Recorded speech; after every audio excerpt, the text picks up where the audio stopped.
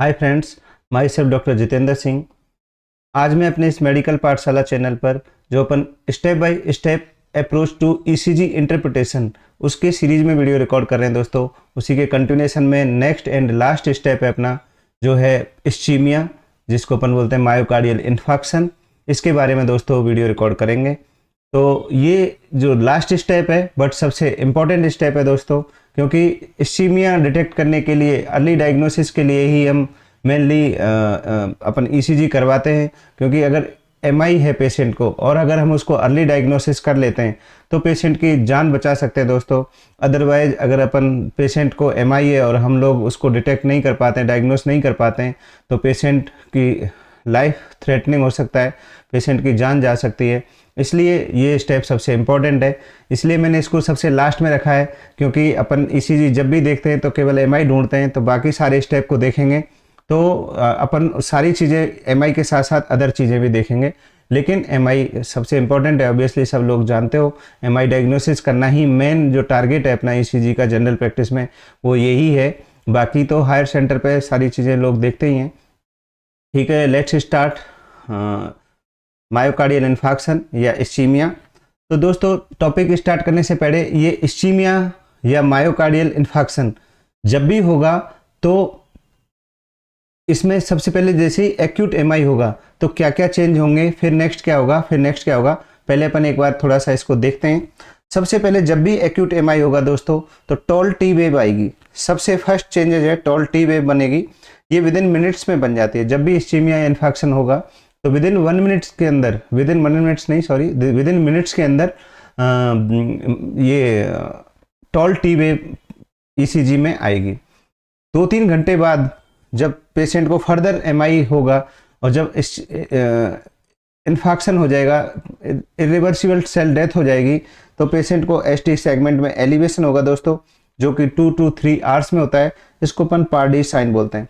उसके बाद जब एसटी सेगमेंट एलिवेशन हो जाएगा तो उसके 8 to 12 आवर्स के अंदर पेशेंट को टी वेव इन्वर्जन होगा और लास्ट में पैथोलॉजिकल क्यू वेव अपीयर होगी दोस्तों 1 to 2 डेज में। अभी आप जैसे अपन ईसीजी का लेक्चर फर्दर प्रोग्रेस करेंगे तो सारी चीज़ें बताएंगे। मैंने फर्स्ट में एक बार आपको ओरिएंट करने के लिए डाला है कि सबसे पहले टी वेव टॉल होगी, उसके बाद एसटी सेगमेंट का एलिवेशन होगा, फिर टी वेव इन्वर्जन होगा और finally pathological Q wave appear होगी दोस्तों। दूसरा ईसीजी चेंजेस, जब भी अपन एमआई देखेंगे तो अगर उसके अंदर ट्रांसम्यूरल इस्चीमिया है तो पेशेंट के 5 फेज में अपन एमआई को डिवाइड करेंगे। सबसे पहले हाइपर एक्यूट फेज, दूसरा एक्यूट फेज, तीसरा इवॉल्विंग फेज और चौथा इवॉल्विंग के बाद इन्फेक्शन और फाइनली हील्ड फेज। ये 5 फेज हैं दोस्तों। इनमें क्या क्या ईसीजी चेंजेस होंगे, अगर हम ईसीजी देख के कैसे बताएंगे कि पेशेंट को अभी हाइपर एक्यूट फेज है, पेशेंट को भी एक्यूट फेज है, या इसमें एमआई इवॉल्व हो चुका है, एमआई फाइनली हो चुका है, या फिर इसको हील्ड फेज है, ये पहले इसको प्रीवियसली एमआई हुआ है लेकिन अभी एमआई नहीं है। ये सारी चीज़ें अपन ईसीजी देख के डायग्नोस कर सकते हैं दोस्तों। तो कैसे करेंगे, कौन सी फेज में क्या क्या चेंजेस होते हैं, अभी वो अपन लर्न करने जा रहे हैं। तो ये वाली स्लाइड देखिए आप। जब भी पेशेंट को ट्रांसम्यूरल इस्चीमिया होगा, ट्रांसम्यूरल मतलब जो उसकी हार्ट की जो वॉल है, जो मसल वॉल है, और या एंडोकार्डियम मायोकार्डियम जो भी उसकी वॉल है, उसके अंदर पूरा अच्छे से एमआई हो जाए, सारी वॉल इन्वॉल्व हो जाए, तो उसको ट्रांसम्यूरल बोलते हैं। तो इसका फर्स्ट जो फेज है हाइपर एक्यूट जो फेज होगी उसमें केवल एक ही चेंज होगा, जो टी वेव है वो टॉल पीक्ड एंड सिमेट्रिक हो जाएगी। ये दोस्तों बहुत इंपॉर्टेंट है। नॉर्मली जो टी वेव होती है वो राउंड होती है और एसिमेट्रिकल होती है, लेकिन अगर पेशेंट को एमआई है और एमआई अभी जस्ट स्टार्ट ही हुआ है तो सबसे पहले उसको टॉल पीक्ड टी वेव मिलेगी और साथ में एसिमेट्रिक की जगह सिमेट्रिक हो जाएगी। उसको अपन 2 बराबर पार्ट में डिवाइड कर पाएंगे, ऐसी टी वेव हो जाएगी जैसा कि इस डायग्राम में दिखाया हुआ है। तो first change hyper acute phase में केवल एक ही चेंज होता है, टॉल पीक्ड टी वेव हो जाती है और साथ में टी वेव सिमेट्रिक हो जाती है। ठीक है दोस्तों। उसके बाद पेशेंट को अगर ये ब्लॉकेज कंटिन्यू रहता है, पेशेंट को फर्दर ब्लड सप्लाई उसके हार्ट को नहीं मिलती है, तो पेशेंट फिर एक्यूट फेज में चला जाता है। एक्यूट फेज के अंदर एसटी सेगमेंट का एलिवेशन हो जाता है। जो एसटी सेगमेंट है मैंने पहले बताया है, एसटी सेगमेंट के अंदर जे पॉइंट है उसका मोर देन 1 mm या मोर देन 1 स्मॉल बॉक्स का एलिवेशन होगा तो ही अपन मानेंगे एसटी सेगमेंट एलिवेशन है। कितना एलिवेशन होना चाहिए? मोर देन 1 mm या more then 1 small box above the border line. जो बॉर्डर लाइन है अपनी आइसोइलेक्ट्रिक लाइन है उससे 1 mm ऊपर उठना चाहिए एसटी सेगमेंट या जे पॉइंट, इस उसको अब तब बोलेंगे अपन एसटी सेगमेंट एलिवेशन है। दूसरी बात, ये 2 और मोर कॉन्टिग्यूअस लीड में होना चाहिए। इन 2 और मोर कॉन्टिग्यूअस लीड, इसका क्या मतलब है दोस्तों? कॉन्टिग्यूअस लीड वो लीड होती है जो कि एनाटॉमिकली एक दूसरे से रिलेटेड होती है। मतलब अगर जैसे इंफीरियर वाल को देखने के लिए अपन 2/3 AVF लीड देखते हैं, या लेटरल वाल देखने के लिए लीड 1 लीड AVL साथ में V5 V6 लीड देखते हैं, तो ये जो लीड्स हैं जो एक साथ इंफीरियर वाल को देख रही हैं या एक साथ लेटरल वाल को देख रही हैं, इनको अपन बोलते हैं कॉन्टिग्यूअस लीड। इनके अंदर ब्लड सप्लाई चाहे भले ही 2 आर्टरी कर रही हैं, लेकिन ये एक एरिया को डिनोट कर रही हैं। एक सिंपली लेटरल वाल को डिनोट कर रही है, एक इंफीरियर वाल को डिनोट कर रही है। तो इन कॉन्टिग्यूअस, ऐसा नहीं एक लेटरल वाल की लीड में आ रहा है एक इंफीरियर वाल की लीड में आ रहा है तो अपन उसको MI नहीं कहेंगे दोस्तों। एक ही एरिया को जो सप्लाई करिए कॉन्टिग्यूअस लीड हैं, जैसे लीड 2 में आ रहा है, लीड 3 में आ रहा है, AVF में आ रहा है एसटी एलिवेशन, तब अपन उसको MI बोलेंगे। ऐसा नहीं कि लीड 1 में आ रहा है और साथ में लीड AVF में आ रहा है तो अपन उसको MI नहीं बोलेंगे। कॉन्टिग्यूअस लीड होना चाहिए, ये बहुत इंपॉर्टेंट है, ये सबसे इंपॉर्टेंट पॉइंट है इस आज के टॉपिक का। तो अपन बात कर रहे थे एक्यूट फेज में क्या होगा? एसटी सेगमेंट एलिवेशन होगा। एसटी सेगमेंट एलिवेशन कितना होगा? मोर देन 1 mm या मोर देन 1 स्मॉल बॉक्स होगा अबव द आइसोइलेक्ट्रिक और बॉर्डर लाइन। और कितनी लीड्स में होगा? एटलीस्ट 2 या 2 से ज्यादा लीड्स में होना चाहिए। और ये कॉन्टिग्यूअस लीड क्या होती हैं? ये एनाटॉमिकली रिलेटेड लीड होती हैं। उसके बाद दोस्तों अगर ये फर्दर MI कंटिन्यू रहता है, फर्दर उसकी ब्लड सप्लाई प्रॉपर नहीं होती है, रिकवर नहीं होती है, तो पेशेंट इवॉल्विंग फेज में पहुंच जाता है। तो इवॉल्विंग फेज में फर्दर एसटी सेगमेंट का एलिवेशन होता है और टी वेव इन्वर्जन होने लगता है दोस्तों। अभी तक एसटी सेगमेंट का एलिवेशन था एक्यूट फेज में, अब साथ में टी वेव भी इन्वर्टेड हो जाती है दोस्तों, टी वेव का इन्वर्जन होता है और एसटी सेगमेंट काफी ज्यादा उठा हुआ दिखता है। Till 3 stage, till evolving stage only ischaemia is going on, not infarction. दोस्तों इन्फाक्शन और इस्चीमिया क्या होता है, पहले आपको इस चीज को समझो। Ischaemia simply decrease blood supply. अभी पेशेंट को सेल डेथ नहीं हुआ है, मायोकार्डियल सेल में डैमेज नहीं हुआ है, तो ये इस्चीमिया जो है रिवर्सिबल होता है। अगर वापस से ये ब्लॉकेज खुल जाए या अपन इसको ठीक कर दें तो पेशेंट वापस से नॉर्मल हो जाता है। लेकिन infarction means cell death. Infarction अगर इस्चीमिया कंटिन्यू रहता है लॉन्ग टाइम के लिए तो पेशेंट को इन्फाक्शन हो जाता है। इन्फाक्शन मतलब irreversible cell death, irreversible myocardial cell जो है उनका डेथ हो जाता है, नेक्रोटिक एरिया बन जाता है। तो अभी जो ये स्टेज है इवॉल्विंग स्टेज, पहले हाइपर एक्यूट स्टेज था, tall peaked symmetrical T wave बनी, उसके बाद एक्यूट फेज आया, एसटी एलिवेशन हुआ, फिर इवॉल्विंग फेज में फर्दर एसटी एलिवेशन हुआ और टी वेव इन्वर्जन हुआ।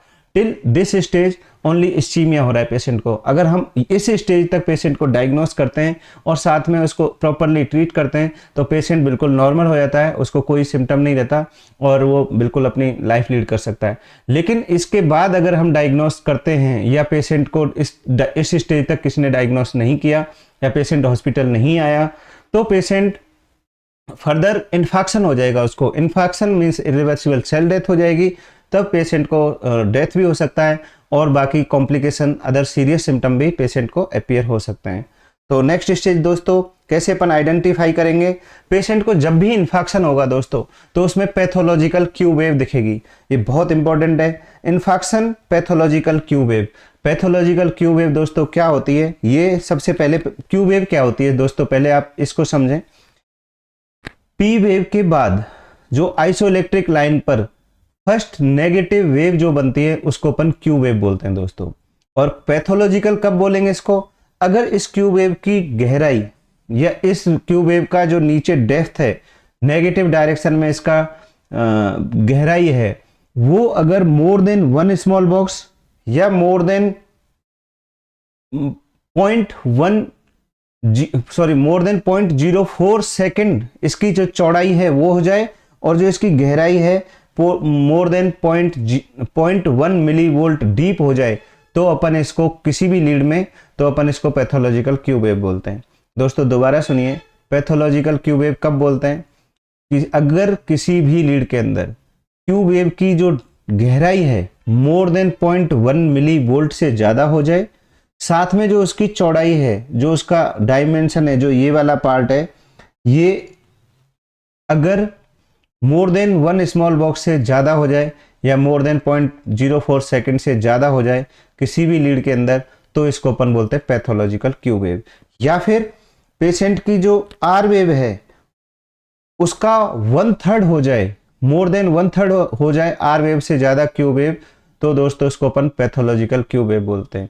या V2 और V3 लीड के अंदर कोई भी क्यू वेव दिखे, छोटी सी भी दिखे, तो भी उसको अपन पैथोलॉजिकल क्यू वेव मानते हैं। दोस्तों पैथोलॉजिकल क्यू वेव देखने के लिए भी दोस्तों पैथोलॉजिकल क्यू वेव भी 2 कॉन्टिग्यूअस लीड में प्रेजेंट होनी चाहिए। ऐसा नहीं एक लीड में अगर वो आपको पैथोलॉजिकल क्यू वेव दिख रही है तो इट मीन्स वो पैथोलॉजिकल क्यू वेव नहीं है। अगर उसको अपन पैथोलॉजिकल क्यू वेव तभी बोलेंगे जब वो 2 कॉन्टिग्यूअस लीड में दिखेगी, जैसा मैंने बताया सेकंड और ABF में दिख रही है, या फर्स्ट ABL में दिख रही है, या V1 V2 में दिख रही है। तो इस तरह से कम 2 लीड में दिखनी चाहिए, जो 2 से ज़्यादा में दिख रही है हो रही है। तो पैथोलॉजिकल क्यू वेव दिखने का क्या सिग्निफिकेंस है? It means tissue is dead now, patient की जो सेल डेथ स्टार्ट हो गया है, पेशेंट को सेल डेथ है, ये कभी भी दोबारा ठीक नहीं होता। अगर किसी पेशेंट को एक बार पैथोलॉजिकल क्यू वेव आ गई तो बाकी चीज़ें साथ में ठीक हो जाएंगी, लेकिन पैथोलॉजिकल क्यू वेव हमेशा लाइफ लॉन्ग प्रेजेंट रहेगी। तो अब उसको देख के ही अगर किसी की ECG स्ट्रिप में सब कुछ नॉर्मल है, केवल पैथोलॉजिकल क्यू वेव दिख रही है किसी भी लीड में, तो उसको अपन देख के डायग्नोस कर सकते हैं इस पेशेंट को प्रीवियसली कभी ना कभी MI हुआ है। तो पेशेंट को आप हिस्ट्री लेंगे तो बताएगा कि हाँ सर मेरे को पहले एक बार हार्ट अटैक आ चुका है। ठीक है दोस्तों, तो पैथोलॉजिकल क्यू वेव क्या डिनोट करती है? Infection, it will never disappear even after years. So ये क्या डिटेक्ट करती है? It shows old MI, all other change will be reversed after treatment. तो दोस्तों नेक्स्ट स्टेज है अपनी हील्ड फेज। हील्ड फेज में वापस कुछ भी नहीं, सब normal, no T wave, normal T wave, normal ST segment, कोई ST एलिवेशन वगैरह कुछ भी नहीं है, only pathological Q wave present होगी। तो दोस्तों इसको अपन बोलेंगे हील्ड फेज। तो अपन ने 5 फेज पढ़ी दोस्तों MI की। सबसे पहले हाइपर एक्यूट फेज होगी। हाइपर एक्यूट फेज में सिंपली कुछ नहीं होगा, केवल tall, peaked and symmetrical T wave बनेगी। उसके बाद दोस्तों एक्यूट फेज होगा, उसमें पेशेंट को ST सेगमेंट का एलिवेशन होगा। उसके बाद इवॉल्विंग फेज होगा, ST सेगमेंट एलिवेशन के साथ साथ टी वेव इन्वर्जन हो जाएगा। T wave inversion, ST segment elevation, यहाँ तक पेशेंट को केवल सिंपली इस्चीमिया है। इस्चीमिया के बाद अगर अपन उसको ट्रीट नहीं करा या डायग्नोस नहीं करा तो पेशेंट को फर्दर इस्चीमिया रहेगा लॉन्ग टाइम के लिए, तो इन्फेक्शन में कन्वर्ट हो जाएगा और पेशेंट को पैथोलॉजिकल क्यू वेव आ जाएगी। दोस्तों ECG में पैथोलॉजिकल क्यू वेव कैसे देखेंगे अपन? उसकी जो गहराई है 0.1 मिली वोल्ट हो, और साथ में उसकी जो विड्थ है, जो एक्स एक्सिस पे जो उसकी चौड़ाई है 0.04 सेकेंड, या मोर देन 1 mm या मोर देन 1 स्मॉल बॉक्स हो जाए, तो उसको अपन दोस्तों पैथोलॉजिकल क्यू वेव बोलते हैं। या फिर उसकी जो गहराई है क्यू वेव की, उसकी जो गहराई है या उसकी जो गहराई है ऑब्वियसली डेप्थ है, वो more than 1/3 of R wave हो जाए, तो भी उसको अपन पैथोलॉजिकल क्यू वेव बोलते हैं। या V2 और V3 लीड के अंदर कोई भी कोई भी क्यू वेव दिखेगी तो इसको अपन दोस्तों पैथोलॉजिकल क्यू वेव बोलते हैं। तो इस तरह से आप डायग्नोस कर सकते हैं कि पेशेंट को इस्चीमिया है या इन्फेक्शन है, या पेशेंट को कौन सी एक्यूट फेज में है, या अभी जस्ट हुआ है, या काफ़ी पुराना है। अगर केवल पैथोलॉजिकल क्यू वेव दिख रही है तो और कोई भी सिग्निफिकेंस नहीं है, ST एलिवेशन नहीं है, टी वेव इन्वर्जन नहीं है, तो उसको देख के आप डायग्नोस कर सकते हैं पेशेंट को ओल्ड हील्ड MI है, इसको पहले कभी MI हुआ है लेकिन अभी पेशेंट को ये ठीक हो चुका है। तो और दोस्तों अभी अपन देखते हैं आगे। दूसरा, जब भी MI की बात करेंगे दोस्तों, जब भी अपने को MI डायग्नोस करना है, जब भी आप ST एलिवेशन या ST डिप्रेशन देखेंगे दोस्तों, तो उसके पहले सबसे जो MI डायग्नोस करने के लिए जो फर्स्ट एंड मस्ट जो अपनी कंडीशन है वो ये है कि QRS जो है नैरो होना चाहिए। नैरो QRS क्या होता है? नैरो QRS कितना नैरो होता है? Less than 3 small box, 3 small box से कम या 0.12 सेकंड से कम अगर QRS कॉम्प्लेक्स है, उसके बाद ST एलिवेशन या ST डिप्रेशन देखेंगे दोस्तों। अगर QRS ब्रॉड है और उसके बाद उसको पेशेंट को ST एलिवेशन या ST डिप्रेशन है, तो पेशेंट को MI नहीं होगा, तब फिर पेशेंट को लेफ्ट बंडल ब्रांच ब्लॉक या राइट बंडल ब्रांच ब्लॉक होगा। ये बहुत इंपॉर्टेंट है दोस्तों। सबसे इंपॉर्टेंट चीज़ यही है, सबसे पहले जब भी आप MI देखें तो सबसे पहले QRS कॉम्प्लेक्स देखें, उसका वो नैरो है कि वाइड है ये देखना है। अगर नैरो है या नॉर्मल है तो पेशेंट को MI होगा, ST एलिवेशन ST डिप्रेशन होगा तो। और अगर पेशेंट को ST एलिवेशन ST डिप्रेशन है और साथ में ब्रॉड QRS है तो उसको MI नहीं होगा, उसको बंडल ब्रांच ब्लॉक होगा, चाहे लेफ्ट बंडल ब्रांच ब्लॉक या राइट बंडल ब्रांच ब्लॉक होगा दोस्तों। ये सबसे इंपॉर्टेंट बात है।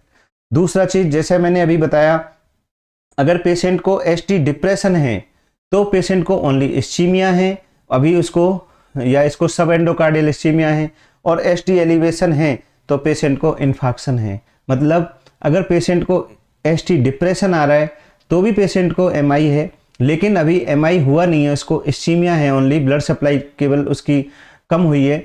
लेकिन अगर पेशेंट का ST एलिवेशन दिख रहा है तो उसको इन्फाक्शन है। उसके बाद दोस्तों जब भी अपन MI देखेंगे तो सबसे पहले चीज़ क्या देखेंगे? नैरो QRS है या ब्रॉड QRS है। नैरो देख लिया, उसके बाद ST एलिवेशन है या ST डिप्रेशन है, तो उससे पता चल गया इस्चीमिया है कि इन्फेक्शन है। उसके बाद देखेंगे कौन कौन सी लीड में चेंजेज आ रहे हैं दोस्तों, तो उस लीड को देख के हमें क्या पता चलेगा? उससे कौन सी लीड से एरिया पता चल जाएगा हमको, तो फिर लीड से हम एरिया डिसाइड कर लेंगे। जैसे अगर लीड 2, 3 AVF में आ रहा है तो हमें पता चल जाएगा कि इसकी इन्फीरियर वाल में MI है। लीड 1 AVL V5 V6 में आ रहा है तो लेटरल वाल MI है। तो दोस्तों हमने लीड डिसाइड किया, लीड से हमने एरिया डिसाइड किया, एरिया से हमने आर्टरी डिसाइड कर ली। अगर उसकी इन्फीरियर वाल में अगर MI है तो हम पता चल जाएगा हमको कि इसकी राइट कोरोनरी आर्टरी इन्फीरियर वाल को सप्लाई करती है, तो इनकी इन्फीरियर वाल में इन्फीरियर वाल में MI है तो राइट कोरोनरी आर्टरी में ब्लॉकेज है। अगर हमें एरिया आर्टरी पता चल गई तो फिर हम उसका सिम्टम डिसाइड कर लेंगे दोस्तों कि पेशेंट को क्या सिम्टम है। तो ये इसका सिग्निफिकेंस है। MI अपन ने डायग्नोस किया कैसे? सबसे पहले नैरो QRS देखा, ST एलिवेशन ST डिप्रेशन देखा। उसके बाद हमने कौन सी लीड में आ रहा है तो लीड से हमने एरिया डिसाइड कर लिया, एरिया से हमने आर्टरी डिसाइड कर ली, आर्टरी से हमने सिम्टम डिसाइड कर लिए। तो इस तरह से हम उसको ट्रीट करते हैं दोस्तों। नेक्स्ट, ये मैं आपको पहले ही बता चुका हूं, जब भी MI डायग्नोसिस करेंगे तो दो चीजें सबसे इंपॉर्टेंट हैं। एक तो ST एलिवेशन है ST डिप्रेशन तो आप देखेंगे ही ऑब्वियसली, लेकिन इसके पहले नैरो QRS होना चाहिए, और दूसरा ये ST एलिवेशन और ST डिप्रेशन 2 कॉन्टिग्यूअस लीड्स में होने चाहिए। तो एटलीस्ट 2 और मोर एनाटॉमिकली कॉन्टिग्यूअस लीड में होने चाहिए। एनाटॉमिकली कॉन्टिग्यूअस लीड का मतलब ये है, ये एक ही एरिया को डिनोट करती हैं, चाहे वो एक ही आर्टरी की सप्लाई ना भी हो। ये बहुत इंपॉर्टेंट है। जैसे अगर किसी पेशेंट की अपन इन्फीरियर वॉल जो है उसको सब जो लीड हैं उनको देखने वाली जो लीड है लीड 2, 3 AVF लीड देख रहे हैं। अगर दो लीड के अंदर नो ST एलिवेशन नहीं है, लीड 2 और 3 के अंदर ST एलिवेशन नहीं है, सिंपली केवल AVF के अंदर आइसोलेटेड ST एलिवेशन है, तो पेशेंट को MI नहीं है। क्योंकि MI देखने के लिए कम से कम 2 कॉन्टिग्यूअस लीड में ST एलिवेशन या ST डिप्रेशन होना चाहिए। ये बहुत इंपॉर्टेंट है। For diagnosis of MI ECC changes कम से कम 2 लीड में होने चाहिए। ठीक है दोस्तों, ये आपको हमेशा याद रखना है। एक दोस्तों ये रेसिप्रोकल चेंजेज होते हैं। ये रेसिप्रोकल चेंजेस क्या होते हैं, ये बहुत इंपॉर्टेंट है दोस्तों। इसके लिए मैं एक सेपरेट वीडियो बनाऊंगा अलग से, कि जिसमें अपन केवल रेसिप्रोकल चेंजेस देखेंगे कि कैसे होते हैं, कौन कौन सी लीड में आते हैं, तो कौन सी लीड में रेसिप्रोकल चेंजेस होते हैं। लेकिन आप रेसिप्रोकल चेंजेस को अभी समझो। अगर कुछ लीड के अंदर एस टी एलिवेशन है तो, और कुछ लीड के अंदर एस टी डिप्रेशन है साथ में, कुछ में एस टी एलिवेशन है, एक साइड में एस टी एलिवेशन है, जैसे इन्फीरियर लीड है उनके अंदर एस टी एलिवेशन आ रहा है और लेटरल लीड के अंदर एस टी डिप्रेशन आ रहा है। तो दोस्तों इसको अपन बोलते हैं रेसिप्रोकल चेंज। ये ऐसा नहीं है कि जिस लीड में एस टी डिप्रेशन आ रहा है तो वहाँ इस्चीमिया हो रहा है, वहाँ सब एंडोकार्डियल इस्चीमिया हो रहा है, और जहाँ एस टी एलिवेशन आ रहा है वहाँ सब ट्रांसम्यूरल इन्फाक्शन हो रहा है। ऐसा नहीं है दोस्तों, ये रेसिप्रोकल चेंजेज की वजह से आते हैं। इससे क्या होता है, जब भी कभी अर्ली एमआई होता है या एक्सटेंस से बहुत बड़ा सा एरिया में एमआई होता है तो जो एसटी एलिवेशन, जो ST segment elevation leads to ST depression in opposite leads. जैसे लेटरल वॉल की जो लीड है, lead first AVL V5 V6, इसमें एसटी डिप्रेशन हो जाएगा अगर लीड इन्फीरियर वाल की लीड जो है लीड 2, 3 AVF, इनमें अगर एसटी एलिवेशन होता है। ये क्यों होता है दोस्तों, क्योंकि जब भी एमआई होता है एक्सटेंसिव एरिया में, बहुत बड़े एरिया में, तो करंट फ्लो जो है due to alteration in current flow in heart during MI हो जाता है। उसकी वजह से दोस्तों ये रेसिप्रोकल चेंजेज आते हैं। अगर लेटरल वाल में एमआई हुआ है, एसटी एलिवेशन है और साथ में इन्फीरियर वाल में एसटी डिप्रेशन हो जाए तो अपन उसको रेसिप्रोकल चेंज कहते हैं।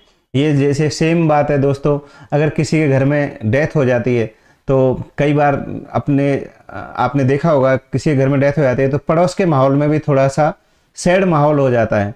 तो सैड माहौल हो जाता है, वहाँ डेथ नहीं हुआ है लेकिन वहाँ भी थोड़ा सा उसका इफेक्ट दिखता है। सेम यहाँ पे है, अगर पेशेंट के इन्फीरियर वाल में एमआई हुआ है, वहाँ की सेल डेथ हो गई है, तो जो उसकी लेटरल वाल है वहाँ पे भी थोड़ा सा चेंजेज दिखेंगे। वहाँ पे चेंजेज, वहाँ एमआई हुआ नहीं है लेकिन वहाँ भी एसटी डिप्रेशन दिख रहा है। क्यों? क्योंकि वहाँ जो करंट फ्लो अल्टर हो जाता है।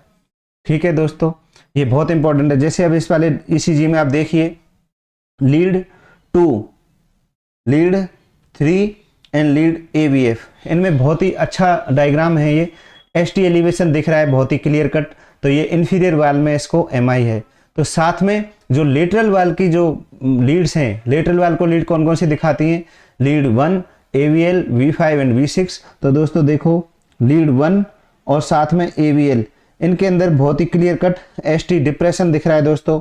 एसटी डिप्रेशन इसमें आप बहुत ही क्लियर कट देख सकते हो। ये देखो कितना अच्छा से एसटी डिप्रेशन दिख रहा है और साथ में लीड 1 में भी एसटी डिप्रेशन दिख रहा है। मींस इन्फीरियर वॉल में एसटी एलिवेशन है और साथ में जो लेटरल वॉल की जो लीड्स हैं उसके अंदर एसटी डिप्रेशन है। तो ये एसटी डिप्रेशन रेसिप्रोकल चेंजेज की वजह से है। इस पेशेंट को इन्फीरियर वॉल एमआई है। तो इसको आपको हमेशा याद रखना है। अगर एक ही साथ एक ही ईसीजी स्ट्रिप में आपको एसटी एलिवेशन दिख रहा है और साथ में एसटी डिप्रेशन दिख रहा है, तो जो एसटी डिप्रेशन है वो रेसिप्रोकल चेंजेज की वजह से है, और जिन लीड्स के अंदर एसटी सेगमेंट एलिवेशन दिख रहा है उधर साइड का एमआई है। क्यों होता है ऐसा कि जब भी एमआई होता है तो अपने जो हार्ट की वॉल है उसमें करंट फ्लो में अल्ट्रेशन हो जाता है।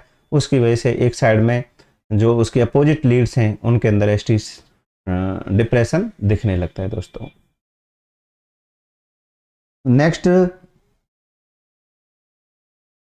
अब थोड़ा सा हम ईसीजी कुछ और प्रैक्टिस करेंगे दोस्तों।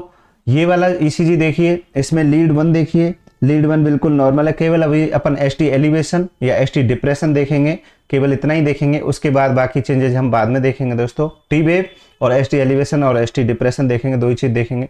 लीड 2 देखिए, इसके अंदर एसटी एलिवेशन हो रहा है। लीड 2 के अंदर एसटी एलिवेशन हो रहा है। इस वाले देखिए बिल्कुल क्लियर कट दिख रहा है, इसमें एसटी एलिवेशन हो रहा है। लीड 2 देखी तो अपन लीड 3 भी देखेंगे। तो लीड 3 में भी देखो दोस्तों एसटी एलिवेशन क्लियर कट दिख रहा है। काफ़ी ज़्यादा डिफरेंस है यहाँ पे, ये बहुत ही क्लियर कट दिख रहा है। इतना ये वाला पार्ट एसटी डिप्रेशन है, सॉरी एसटी एलिवेशन है। और साथ में AVF लीड देखिए दोस्तों, इसमें भी एसटी एलिवेशन है, इसमें और अच्छा सा दिख रहा है। तो लीड 2, 3 AVF, इनके अंदर एसटी एलिवेशन आ रहा है तो अपने को क्या है, इन्फीरियर वाल एमआई है। बाकी लीड भी देख सकते हैं अपन। लीड 1 देखिए, अपन ने देख लिया।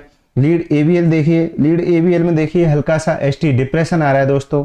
आप इसमें भी देख सकते हो एसटी डिप्रेशन आ रहा है लीड 1 में, सॉरी लीड AVL में। उसके बाद लीड V5 और V6 बिल्कुल नॉर्मल आ रही हैं। तो V5 और V6 बिल्कुल नॉर्मल हैं, इसके अंदर ना कोई एसटी एलिवेशन है ना कोई एसटी डिप्रेशन है। तो ये जो AVL के अंदर जो ST डिप्रेशन आया, ये थोड़ा सा इसको रेसिप्रोकल चेंजेज की वजह से है। V1 V2 V3 लीड देखिए दोस्तों, ये बिल्कुल नॉर्मल है, ये नॉर्मल है, ये नॉर्मल है, ये नॉर्मल है, सब नॉर्मल है। केवल इंफीरियर वाल में इसके ST एलिवेशन है, तो इसको अपन बोलेंगे ये इंफीरियर वॉल MI है दोस्तों। इसमें भी आप इसको देख के बता सकते हो अभी टी वेव इन्वर्जन नहीं हुआ है, केवल ST सेगमेंट का एलिवेशन हुआ है। तो ये कौन सी फेज में है दोस्तों? ये अभी एक्यूट फेज है इसकी, अभी अभी इसको MI हुआ है, इंफीरियर वाल MI, अभी इसको टी वेव इन्वर्जन नहीं हुआ है। तो इसका मतलब पेशेंट कौन सी फेज में? एक्यूट फेज में। इवॉल्विंग फेज में आ जाता तो साथ में टी वेव इन्वर्जन भी हो जाता। तो ये देख के हम बहुत सारी चीज़ें पता लगाते हैं। दूसरा डायग्राम देखो दोस्तों, सेम डायग्राम है ये। लीड 2 देखिए सबसे पहले, इसमें ST एलिवेशन है। लीड 3 देखिए, इसमें ST एलिवेशन है, साथ में AVF है, इसमें भी ST एलिवेशन है दोस्तों। इन तीनों लीड में ST एलिवेशन है। साथ में इसको अब अपन लेटरल लीड देखेंगे। लीड 1 बिल्कुल नॉर्मल है। लीड AVL में देखो ST डिप्रेशन है, ST डिप्रेशन है, ये इसमें क्लियर कट दिख रहा है, ST डिप्रेशन है। साथ में लीड V5 और V6, इसमें फिर से ST एलिवेशन है दोस्तों। तो ये 2 लीड में ST एलिवेशन आ रहा है लेटरल वाल की में, और 3 लीड में नीचे की जो इंफीरियर वाल की लीड है उनमें भी ST एलिवेशन आ रहा है। तो इसको इंफीरियर वाल MI के साथ साथ लेटरल वाल MI भी है दोस्तों। इससे अपन डायग्नोस कर सकते हैं। ऐसे अपने को ये देखना आना चाहिए, ST elevation, ST depression. ST elevation कैसे देखेंगे? इसमें क्लियर कट ये J पॉइंट है दोस्तों, ये J पॉइंट अपने आइसो इलेक्ट्रिक लाइन से मोर देन 2 स्मॉल बॉक्स ऊपर हो गया, तो इसको अपन ST एलिवेशन कहते हैं। ये वाला डायग्राम देखिए दोस्तों, ये दोनों, इसमें लीड 1 देखिए सबसे पहले।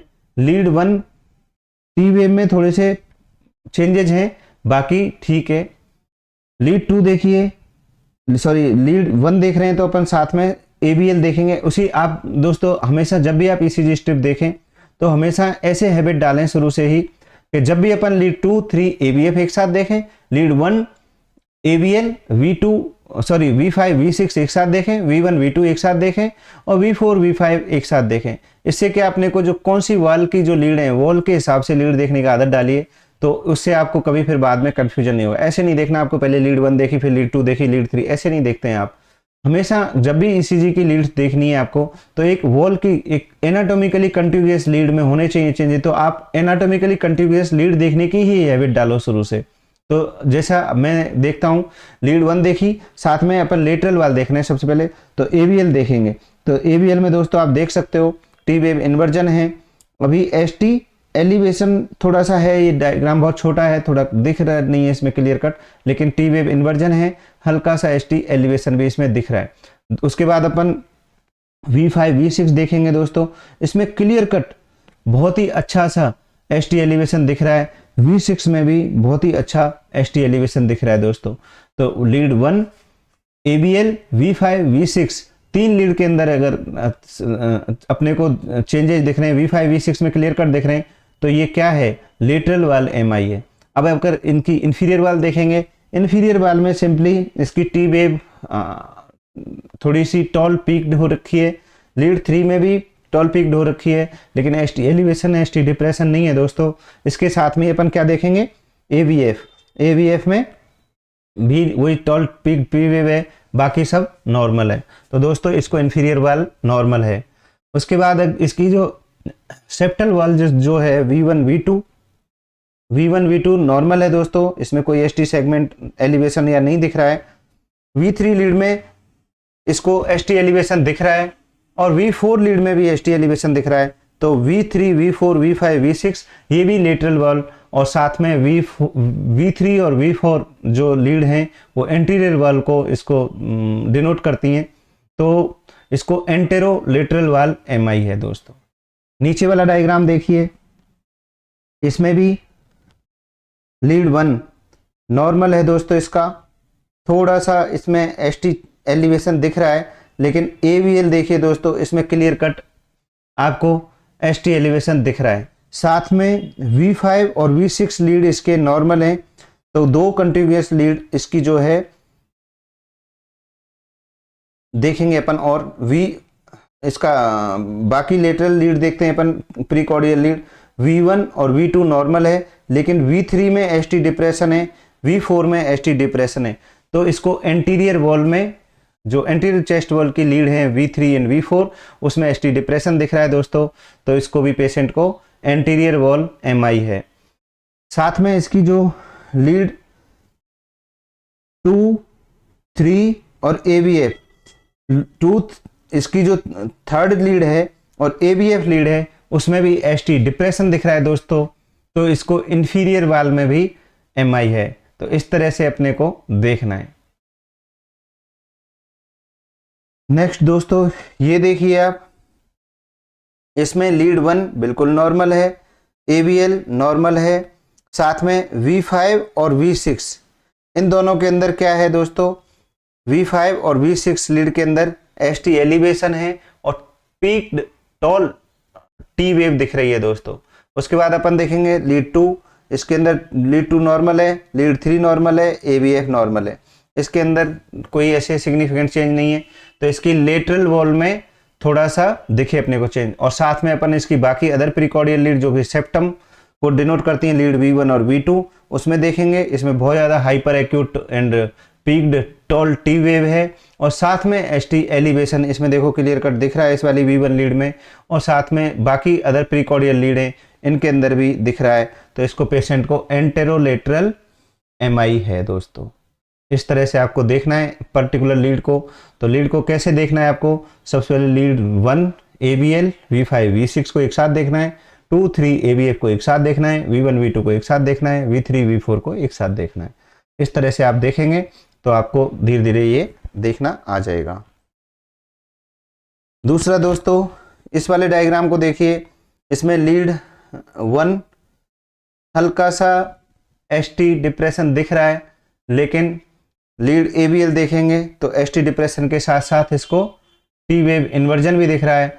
लीड V5 और V5 में भी देखो ST डिप्रेशन दिख रहा है, और V6 लीड में भी ST डिप्रेशन इतना नहीं दिख रहा है बट थोड़ा सा है। तो दोस्तों इसमें ST depression, T wave inversion 3 lead के अंदर दिख रहा है, तो अपन इसको क्या बोलेंगे, लेटरल वॉल MI। साथ में लीड 2 बिल्कुल नॉर्मल है, केवल टॉल पीक्ड T वेव है। लीड 3 में भी ऐसे टॉल पीक्ड ये आ रही है T वेव। AVF के अंदर भी ST सेगमेंट नॉर्मल है but tall peaked T wave आ रही है। तो इसमें inferior wall normal, ST elevation ST depression नहीं है। अभी ये हाइपर एक्यूट इसको बोल सकते हैं, टॉल पीक्ड T वेव दिख रही है सिमेट्रिकल। अब इसकी जो चेस्ट लीड है उनको देखते हैं, प्रीकॉर्डियल लीड V1 नॉर्मल है, V2 से देखिए आप, इसके अंदर ST डिप्रेशन है, V3 के अंदर ST डिप्रेशन है, V4 के अंदर भी ST डिप्रेशन है, यहाँ आप क्लियर कट देख सकते हो, इधर इसमें भी देख सकते हो। V5 के अंदर भी ST डिप्रेशन है, V6 नॉर्मल है। तो दोस्तों इस तरह से इसको ऑलमोस्ट सारी वाल इन्वॉल्व है। तो कौन सी लीड में ST डिप्रेशन है, ST एलिवेशन है, वो शायद आप अब देखना सीख गए हो।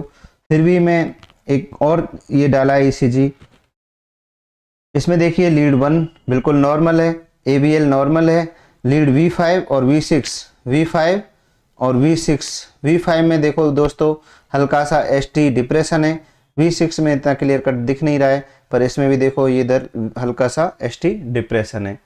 दूसरा अब देखेंगे अपन लीड 2, 3 AVF, 2 बिल्कुल नॉर्मल है, 3 बिल्कुल नॉर्मल है, AVF बिल्कुल नॉर्मल है। बाकी अब देखेंगे लीड V1 V2 भी नॉर्मल है, V2 में लेकिन ST डिप्रेशन है दोस्तों, V3 में और ज़्यादा ST डिप्रेशन है, V4 में और अच्छा क्लियर कट दिख रहा है, V5 में है ही, और V6 में भी है। तो V2 से लेके V6 लीड के अंदर इसके अंदर ST डिप्रेशन है दोस्तों। तो इस तरह से आप ST डिप्रेशन देख सकते हैं, कौन सी लीड में है वो देख के आप उसका एरिया डायग्नोस कर सकते हैं, कौन से एरिया में है वो देख के आप आर्टरी डायग्नोस कर सकते हैं, और कौन से एरिया की आर्टरी है उसको देख के आप उसके सिम्टम डायग्नोस कर सकते हैं। अब दोस्तों एक और देखिए ST सेगमेंट डिप्रेशन किस किस लीड में है, और थोड़ा सा क्लियर कट देखने के लिए, समझने के लिए इसको देखेंगे अपन। देखो लीड 1 देखेंगे अपन, इसमें ST डिप्रेशन क्लियर कट दिख रहा है। AVL लीड के अंदर एसटी एलिवेशन है दोस्तों, थोड़ा सा एसटी एलिवेशन है बट नहीं है, इतना क्लियर कट नहीं है, बिल्कुल नॉर्मल है ये।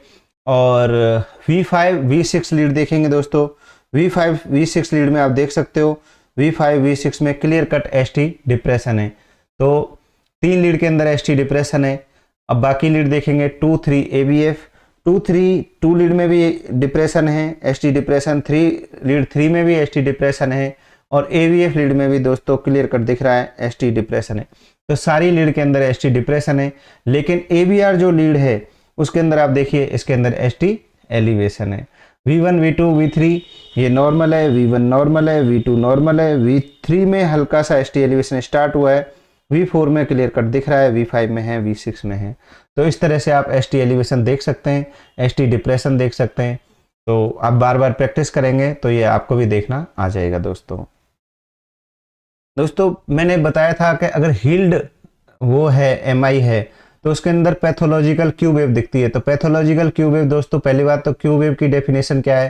क्यू वेव किसको बोलते हैं? First negative wave after P wave. तो first negative wave after P wave को अपन बोलते हैं क्यू वेव। तो दोस्तों, और उसको अपन पैथोलॉजिकल कब बोलेंगे? जब उसकी गहराई 0.1 मिलीवोल्ट से ज़्यादा हो जाए या more than 1/3 of R wave हो जाए, तो इसको अपन दोस्तों पैथोलॉजिकल क्यू वेव बोलते हैं।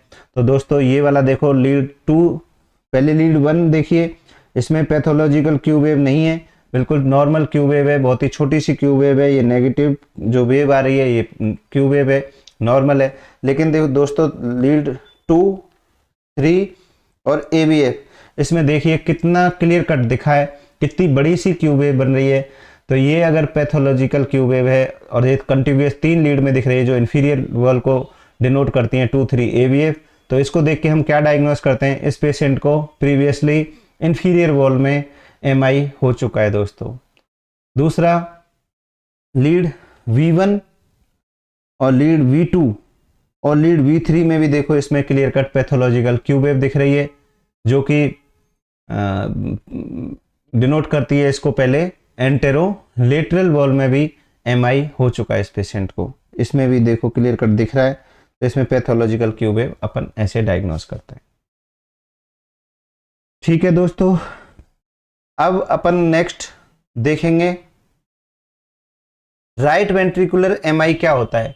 राइट वेंट्रिकल के अंदर जो MI है वो बहुत रेयर होता है दोस्तों, और राइट वेंट्रिकल को देखने के लिए जो अपन ये 12 लीड ECG जो पढ़ते हैं, प्रीकॉर्डियल लीड 12 और लिम्ब लीड्स जो हैं, जो 6 लिम्ब लीड और 6 जो प्रीकॉर्डियल लीड हैं V1 V2, इनसे अपन राइट वेंट्रिकल को नहीं देख सकते।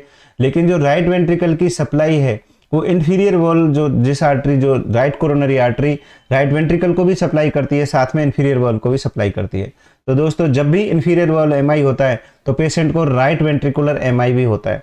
तो राइट वेंट्रिकुलर MI है कि नहीं है, इसको अपन ये जो नॉर्मल चेस्ट लीड लगा के जो लेफ्ट साइड में अपन लगाते हैं V1 V2 V3, इससे डायग्नोस नहीं कर सकते। तो इसके लिए हम क्या करते हैं दोस्तों, जो राइट साइड की लीड में भी हम ECG करवाएंगे पेशेंट को। अगर किसी पेशेंट को इंफीरियर वाल का MI है तो उसको राइट वेंट्रिकुलर MI भी हो सकता है, उसके लिए हम राइट साइड की चेस्ट लीड भी करवाएंगे। तो जैसे कैसे राइट साइड का मैंने जैसा बताया, इसमें अपन नॉर्मली नहीं देख पाते जो नॉर्मल 12 लीड ECG है, तो उसके लिए हम क्या करेंगे, पेशेंट की जो V1 V2 लीड है जैसे जहां लगती है वैसे रहेगी, साथ में जो V3 V4 V5 V6 जो लीड अपने लेफ्ट साइड में उनको लगाते हैं अपन, उनको अब लेफ्ट साइड में ना लगा के उसी सीरीज में अपन राइट साइड में लगाएंगे, तो वो राइट वेंट्रिकल को क्लियर कट देख पाएगी। तो उसको लेकिन फिर हम बोलेंगे V3R V4R लीड। तो इसमें अगर ST एलिवेशन आ रहा है, साथ में पहले इंफीरियर वॉल में MI है और साथ में R जो राइट साइड की लीड है उनमें भी ST एलिवेशन आ रहा है, तो दोस्तों हम उसको inferior wall MI with right ventricular MI कहेंगे। दोस्तों इसकी क्या ज़रूरत है, हमें क्यों इसको डायग्नोस करना है? क्योंकि राइट साइड की जो राइट वेंट्रिकल में अगर पेशेंट को MI हो रहा है तो हम पेशेंट को बहुत ज़्यादा फ्लूइड देना पड़ता है, बहुत फ्लूइड देते हैं, पेशेंट शॉक में जाता है। लेकिन अगर पेशेंट को लेफ्ट वेंट्रिकल में लेफ्ट साइड में MI है, तो स्पेशली एंटीरियर वाला MI है, तो हम उसको बिल्कुल भी फ्लूइड नहीं देते हैं, बहुत ही थोड़ा बहुत फ्लूइड देते हैं, बहुत ही कंजर्वेटिव मैनेजमेंट करते हैं। तो हमें ये डायग्नोस करना जरूरी है कि ये लेफ्ट वेंट्रिकल में एमआई है कि राइट साइड का एमआई है। अगर हमने ये डायग्नोस करे बगैर उसका ट्रीटमेंट प्लान नहीं कर सकते, पता चला उसको लेफ्ट साइड का एमआई है जिसमें हमें फ्लूइड नहीं देना है और हम उसको फ्लूइड दे रहे हैं, और या फिर पेशेंट को राइट साइड में एमआई है जिसमें बहुत ज़्यादा फ्लूइड देना है, वहाँ हम फ्लूइड नहीं दे रहे हैं, तो ट्रीटमेंट प्लान करने के लिए ये ज़रूरी होता है। तो इसलिए जब भी पेशेंट को इन्फीरियर वॉल एमआई आएगा तो उसके साथ में हम एज ए रूल उसका पेशेंट का राइट साइड में लीड लगा के राइट वेंट्रिकल एमआई को भी डायग्नोस करेंगे दोस्तों। दूसरा, एक पोस्टीरियर वाल एमआई। एंटीरियर वाल एमआई को जैसा मैंने बताया लीड V1 V2 और V3 V4 से अपन देख सकते हैं, सेप्टल और सेप्टल वाल और साथ में एंटीरियर वॉल से देख सकते हैं। लेकिन जो पोस्टीरियर वाल को देखने के लिए कोई लीड अलग से नहीं होती है, लेकिन हम ये मान के चलते हैं दोस्तों कि जो V1 V2 लीड हैं उनके एग्जैक्टली अपोजिट होती है पोस्टीरियर वॉल के। तो इन्फीरियर वॉल के साथ पोस्टीरियर वॉल एमआई है तो साथ में एसटी एलिवेशन होगा लीड 2-3 AVF में, लेकिन अगर साथ में पोस्टीरियर वॉल एमआई है तो एसटी डिप्रेशन होगा V1 V2 लीड में, और साथ में उसको QRS अप गोइंग होंगे, साथ में पॉजिटिव QRS बनेंगे। नॉर्मली V1 V2 लीड में नेगेटिव QRS बनते हैं। तो अगर पेशेंट को पोस्टीरियर वाल एमआई है तो पेशेंट को V1 V2 लीड में एसटी डिप्रेशन होगा और साथ में उसके QRS अप गोइंग होंगे या पॉजिटिव डायरेक्शन में होंगे, तो अपन बोलेंगे इसको इन्फीरियर वाल के साथ ही पोस्टीरियर वाल एमआई भी है इसको। तो इस तरह से अपन ट्रू पोस्टीरियर वाल एमआई को डायग्नोस करते हैं दोस्तों। ये बहुत इंपॉर्टेंट है, इसको आपको हमेशा याद रखना है। दूसरा, अगर किसी पेशेंट को, जैसा मैं उसमें बंडल ब्रांच में भी आपको बताया था कि अगर किसी पेशेंट को new onset left bundle branch block है तो उसको अपन एक्यूट एंटीरियर वॉल एमआई भी बोलते हैं। बट पुराने ईसीजी में उसको लेफ्ट बंडल ब्रांच नहीं है, अचानक से अपन ने ईसीजी कराया और साथ में उसको लेफ्ट बंडल ब्रांच में ब्लॉक दिख रहा है, तो उसको अपन बोलेंगे कि पेशेंट को एक्यूट वॉल एमआई है। तो ये भी आपको याद रखना है, ये थोड़ा सा हायर लेवल की चीज़ है लेकिन फिर भी इसको आपको याद रखना है इस पॉइंट को। दोस्तों ये वाली जो स्लाइड है ये अभी तक जो भी अपन ने पढ़ा है उसकी समरी है, ये सबसे इम्पोर्टेंट स्लाइड है, इसका आपको स्क्रीनशॉट लेना है और ये हमेशा आपको याद रखना है। तो location of the MI, location of the MI दोस्तों, और उसके बाद कौन सी लीड अफेक्ट होगी, कौन सी लीड अफेक्ट होगी तो कौन सी वेसल इन्वॉल्व होगी और ईसीजी चेंजेस क्या होंगे, इसकी ये टेबल है। अगर एंटीरियर वाल है तो तुम लोग बार बार मैं बता चुका हूँ कौन सी लीड में देखेंगे, लीड V1 to V4 में देखेंगे। एंटीरियर वाल को कौन सी आर्टरी सप्लाई करती है, लाडा लेफ्ट एंटीरियर डिसेंडिंग आर्टरी, उसकी डायगोनल ब्रांच जो है दोस्तों वो उसको सप्लाई करती है। इसमें भी ST elevation, T wave inversion होगा, साथ में पुअर आर वेव प्रोग्रेशन होगा इसका। सेप्टल वाल है तो स्पेसिफिकली अपन V1 V2 लीड देखेंगे केवल। सेप्टम को भी लाड़ा जो है left anterior descending artery supply करती है और इसकी लाड़ा की भी कौन सी ब्रांच, सेप्टल ब्रांच करती है। ऑब्वियसली दोस्तों सेप्टम को सेप्टल ब्रांच करेगी। इसमें भी एसटी सेगमेंट एलिवेशन और टी वेव इन्वर्जन होता है और साथ में इसमें आर वेव डिसअपीयर हो जाती है अगर सेप्टम के अंदर एमआई है तो।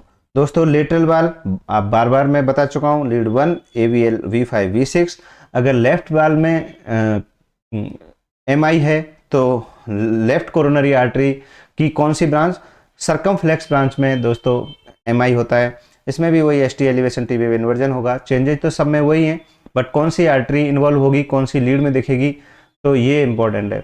इन्फीरियर वॉल कौन सी लीड में देखेंगे दोस्तों, लीड 2-3 AVF। और इन्फीरियर वाल को कौन सी आर्टरी सप्लाई करती है, राइट कोरोनरी आर्टरी, इसकी भी कौन सी branch, posterior descending branch. T wave inversion, ST elevation वो सेम चेंजेस हैं दोस्तों। पोस्टीरियर वाल एमआई देखने के लिए दोस्तों V1 to V4 लीड देखेंगे और पोस्टीरियर वाल को दोनों तरह की आर्टरी सप्लाई करती हैं। लेफ्ट कोरोनरी आर्टरी भी सप्लाई करती है सर्कमफ्लेक्स ब्रांच के थ्रू, राइट कोरोनरी आर्टरी भी सप्लाई करती है पोस्टीरियर डिसेंडिंग ब्रांच के थ्रू। इसमें दोस्तों अपराइट टी वेव बनेगी, टॉल आर वेव बनेगी और एसटी डिप्रेशन होगा दोस्तों। ये बहुत ही इंपॉर्टेंट स्लाइड है, इसको आप याद रखेंगे हमेशा। तो दोस्तों ये आपका एमआई में क्या क्या चेंजेज होंगे, कैसे ईसीजी में देखेंगे, कैसे अपन डायग्नोस करेंगे कि लेटरल वाल में एमआई है, कैसे आप डायग्नोस करेंगे कि इसके इन्फीरियर वाल में एमआई है, क्या रेसिप्रोकल चेंजेस दिखेंगे, दोस्तों इसके बारे में आपने सब कुछ इसमें लर्न करा। आगे अपन एमआई के लिए एक सेपरेट वीडियो बनाएंगे, रेसिप्रोकल चेंजेज। अगर किसी पेशेंट को एमआई है तो उसको कैसे ट्रीट करेंगे, उसका ट्रीटमेंट प्लान क्या होगा, उसके लिए भी अपन एक सेपरेट वीडियो बनाएंगे। थैंक यू दोस्तों।